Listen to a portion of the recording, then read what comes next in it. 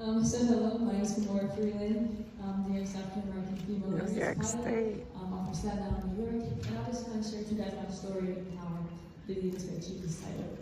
So I've never wanted to be a pilot. I want to be a marine biologist because I like animals, I like science, and I like the job eventually. So I chose to be a biology.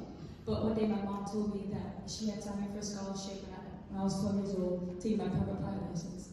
So when I was 15, I became aware of this news, and I was like, okay, like, I don't know how to fly. I'll go on my first flight, see if I like it or not. And I went on my first flight, and once I got to see the world from a different perspective and a different view. And I've flown in commercial aircrafts before, but I've never been like a small four-seater plane before. And so it was just different being able to see the world at I was at 3,500 feet around that area. And it was just so beautiful to see. I was flying over the water, so I could definitely see myself doing this when I get older. And so I looked when I got off the flight, I looked at how much money I cost to make. I see 700,000. I was like, I'm definitely gonna be a pilot. Amen. I also see there's not a lot of black women in aviation though. Less than 1% of commercial pilots are black women. So I want to be a part of that change. So that's what I did. Yeah. And so we started looking into different organizations for people of color. And so I joined Suicide Sky, Black Pilots of America, Tuskegee Airmen. And so I just was able to get surrounded by other black pilots. And I got to hear their stories and hear the way they spoke about aviation, and it made me fall in love with flying aviation as well. So through these programs, specifically Black Pilots of America, I went to a 2-week flight program, and there we did 5 hours of ground school a day. So that's actually like reading a textbook, actually studying what you need to know, and 2 hours of actual flight training. And we did have lunchtime, but lunchtime was lunch and learn, so we were still learning while you're eating. And so there's 3 tests you need to get your private pilot license. And so after I went to that flight program, I graduated at the top of the class, and I came home and I passed the first step, which is the written exam. And that's where you answer multiple choice questions about aviation and flying. And so I was still too young to take the check ride, which is the test you need to get to become a pilot. And so I was 15, 16 around this time. But I took aviation a lot more seriously once I turned 16 because I have a year to take my test. So this year I was still studying, not that much, but I was still studying every month. Well, yes, I was studying a lot. And then so once I got close to the test, I started just picking up my study, studying 2 hours a day. And so before I took my actual test, about 2 weeks before, I took a practice check ride. Sorry, a practice check ride. And a check ride is basically an oral exam where they're going to test you orally for about an hour or maybe 2 hours. And from there, you take your check ride, practical portion, which is where you actually get in the plane and fly. So I took the practice version of this 2 weeks before my actual test. And so I got in the plane, I flew. He said, "You're gonna do good. You're gonna pass the flying portion." But when I took the oral portion, he was like, "Don't do it. You're gonna fail if you take it now. He's like, you're not ready for it. You have 2 weeks. You're not ready. Don't do it." And so I was devastated because I spent all these months preparing for this test, and he's saying I'm not ready. So I was crying, I was devastated, and my mom encouraged me. She's like, "He told you what you need to work on, so just work on it. Go home, work on it." And so that's what I did. And so I was studying more than 2 hours a day. I was in the textbook. I was using flashcards, and I was just studying every single day. I would wake up in the morning, look at my flashcards, study throughout the day. Before I go to sleep, look at my flashcards. My mom would practice with me. And so about 3 days before I took the actual check ride, I went back to the same guy, and then he was like, "Wow, you made a major improvement. What did you do? How did you do it? Did someone else say?" I was like, "No, I just took everything you told me. I just took it and I studied." And so he was like, "You got this now. Take the test." So 3 days later, I took the test, and I became the youngest African American female licensed pilot. Woo! Does anyone have any questions or anything? Yes. Were there any, so besides, when did you start doing this again? I'm sorry? When did you start? I started flight training when I was 15. 15, okay. So when you had extracurricular outside school, how did you cope with it and juggle your academics and if you're not struggling with the subject, because I'm struggling with math, Right. so how do you juggle the academics and extracurricular? So I would fly on the weekends, And so that would be throughout the week to prepare. But what I did do when I felt like I was starting to fall behind and struggling, I wrote in my notes. I did, like every day I would plan out my day and I would give myself time slots. So this time I'm going to study for this, and then at this time I'm going to study for that. This time I'm going to go to practice. I'm going to go to practice. This time I'm going to go to practice because I wasn't wrestling, flag football, and volleyball. So I was like, okay, this time I'm going to, do my sports at this time. So I would write it in my notes and plan it out. And if you feel like you're struggling in school, I would talk to my teachers about it.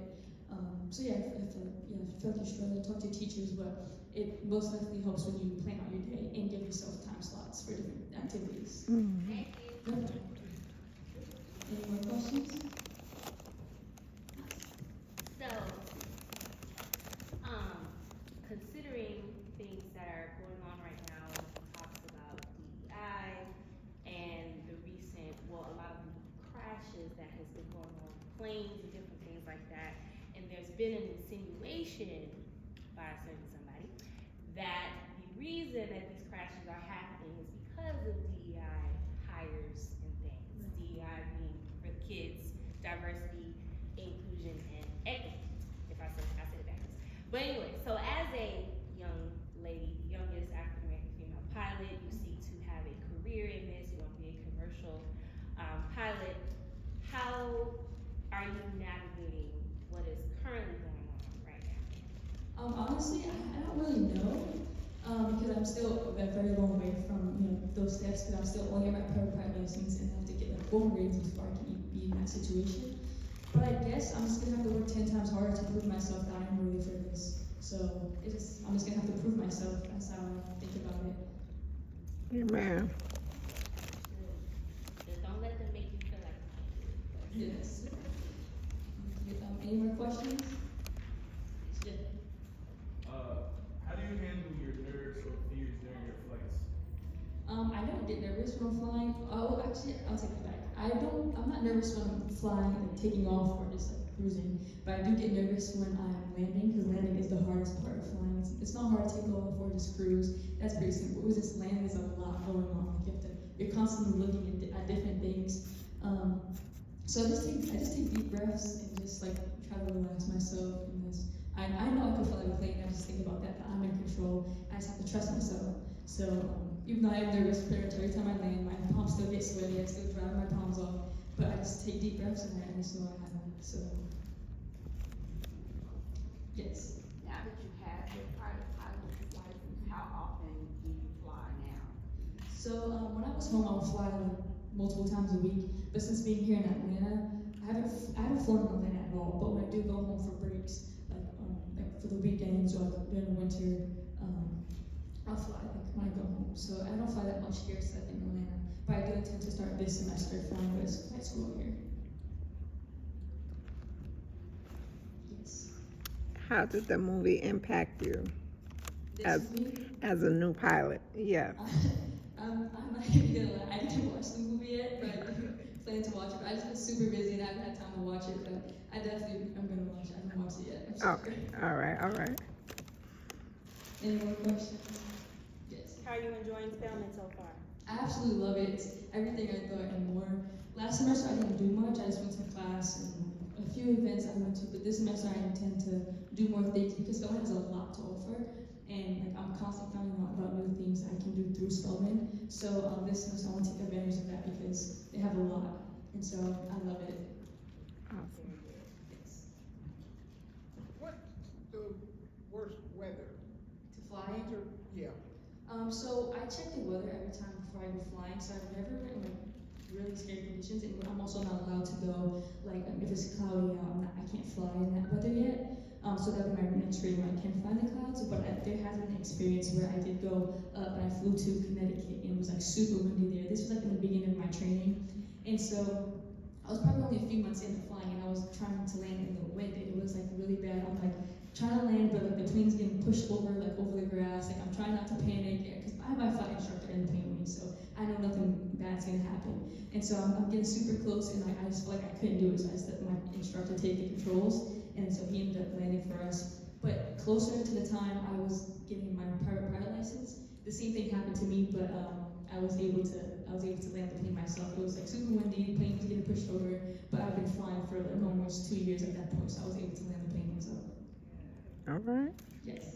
And I apologize, you may have shared this at the beginning, I was a little late walking in. What sparked your interest in flying and being a pilot? So I was never interested in being a pilot. My mom just signed me up for a scholarship at the age of 12, but she didn't tell me until I won a scholarship, so I was on the waiting list for 3 years. So she let me know when I turned 15. She said, "Oh, you won a scholarship to get your private pilot license." And I was like, "Oh my God, okay, I'll try it." And then it wasn't until I started flying and surrounded by other pilots that I developed a passion for aviation. Mhm. No problem. Any more questions? You got Okay. I said thank you so much. I'm happy to be here. Thank you for having me.